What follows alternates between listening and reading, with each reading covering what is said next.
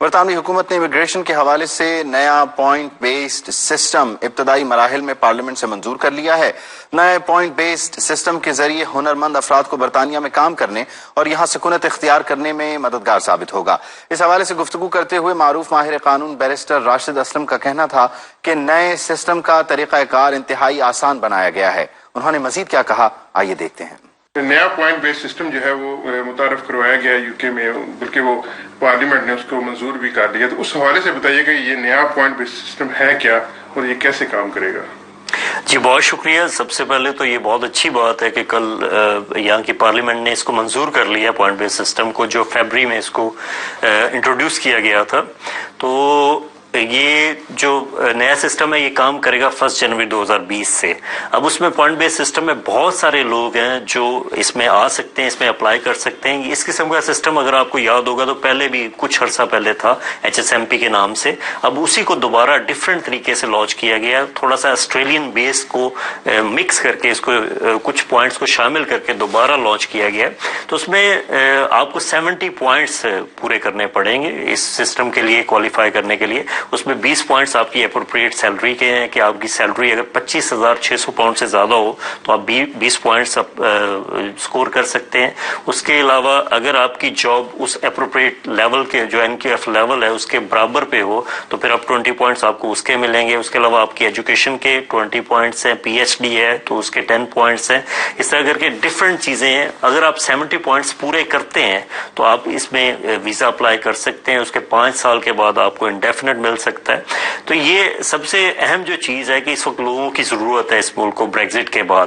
یہ بریگزٹ کو اس سسٹم نے ریپلیس کیا ہے۔ اب اس بل کے بعد جو کہ 1 جنوری 2020 سے 21 سے یہاں پہ سٹارٹ ہو جائے گا، اس کے بعد فری موومنٹ رائٹ نہیں رہے گا۔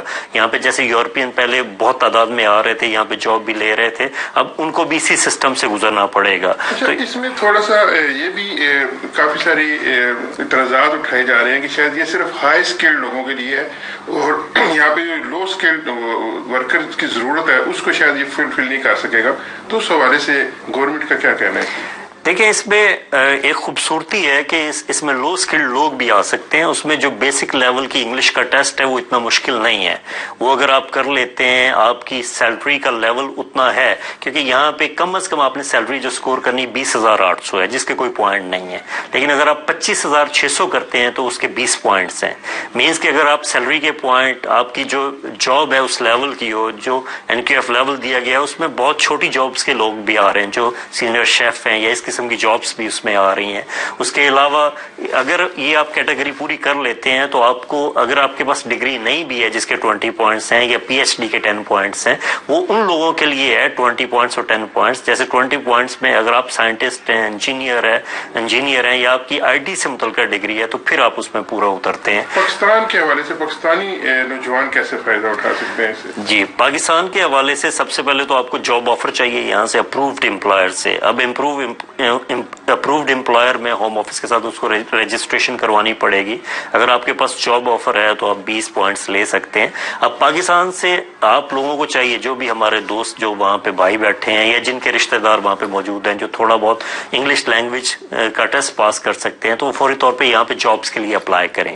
اگر ان کو جاب مل جاتی ہے، ان کا امپلائر ایک پراپر جاب آفر دے دیتا ہے، اس کے بعد ان کی سیلری 25,600 سے اوپر رکھتے ہیں، وہ انگلش لینگویج کا ایک چھوٹا سا ٹیسٹ پاس کر لیتے ہیں، ان کی جاب کا لیول 20 جو ہے NQF لیول کے برابر ہے تو 70 پوائنٹس آپ کے ویسے ہی پورے ہوتے ہیں۔ تو آپ کو وہ ہائر جو لیول کی ایجوکیشن ہے وہ اس کے لیے نہیں چاہیے، جو STEM ایجوکیشن ہے یا PhD لیول کی ڈگری ہے وہ اس کے لیے نہیں چاہیے۔ تو پاکستان میں ہمارے بہت سارے لوگ ہیں جو اس میں آ سکتے ہیں، جو اس میں اپلائی کر سکتے ہیں، اور میں یہ سمجھتا ہوں یہ بہت ہی اہم موقع ہے، نادر موقع ہے پاکستانیوں کے لیے۔ اگر آپ نے پریویسلی دیکھا ہو 10-15 سال پہلے ہمارے ہزاروں لوگ وہاں سے آئے HSMP کے انڈر، تو یہ جو پوائنٹ بیس سسٹم ہے یہ HSMP کی ایک شکل ہے۔ اب اس میں ہمارے لیے چانس ہے کہ ہمارے جیسے ملکوں سے لوگ آئیں، کیونکہ اس میں بہت سارے لوگ ہیں۔ کون سی فیلڈز ایسی ہیں جس میں آپ سمجھتے ہیں کہ ہمارے نوجوانوں کو توجہ دینی چاہیے اور وہ یہاں پہ آگے سیٹل ہو سکتے ہیں؟ دیکھیں اس میں جو جابس ہیں اس کی لسٹ ہے ایک جو انہوں نے NQF لیول میں دی ہے، تو اس میں شیفس ہیں، سینئر شیفس ہیں یا مطلب کوکس ہیں یا اس قسم کی بہت ساری جابس ہیں IT کے ریلیٹڈ۔ اگر آپ کی